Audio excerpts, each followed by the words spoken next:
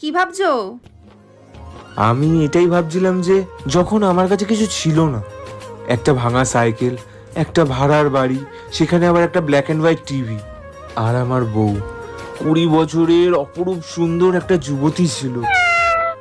আর এখন দেখো, এখন আমার কাছে সবকিছু আছে, বাড়ি আছে, গাড়ি আছে, ব্যাংক ব্যালেন্স আছে, কিন্তু তুমি 35 বছরের মধ্যবয়স্ক মহিলা হয়ে গেছো।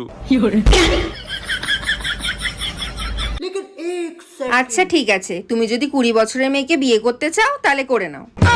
হ্যাঁ, সত্যি? কিন্তু হ্যাঁ, সেই তোমার কাছে ভাঙা সাইকেল, ভাড়ার বাড়ি আর সেই ব্ল্যাক অ্যান্ড হোয়াইট টিভি থাকবে, ঠিক আছে?